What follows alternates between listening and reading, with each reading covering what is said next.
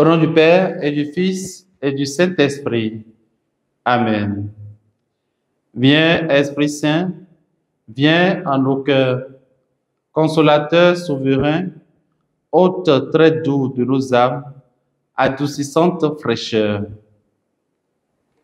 Évangile de Jésus-Christ selon saint Matthieu. En ce temps-là, Jésus se mit à faire des reproches aux villes où avaient eu lieu la plupart de ses miracles, parce qu'elles ne s'étaient pas converties. Malheureuse es-tu, Chorazine, malheureuse es-tu, Bethsaïde, car si les miracles qui ont eu lieu chez vous avaient eu lieu à Tyr et à Sidon, ces villes, autrefois, se seraient converties sous le sac et la cendre.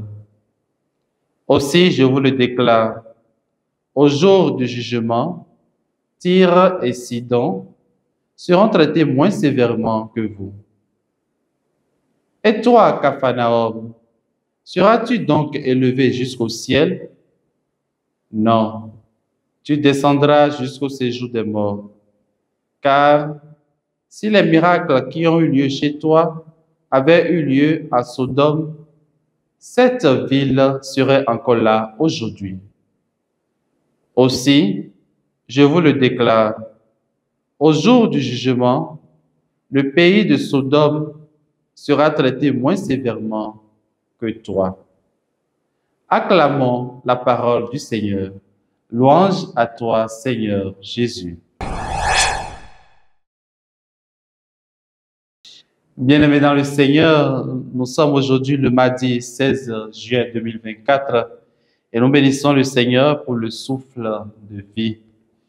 L'Église fait mémoire de Notre-Dame du Mont Carmel. Aujourd'hui, la parole de Dieu nous invite, frères et sœurs, à la conversion. En effet, Jésus se mit à faire des reproches aux villes qui ne se sont pas repenties et n'ont pas cru au message de vie qu'il a proclamé. Il cite Chorazine et Bethsaïde, les comparant à d'autres villes.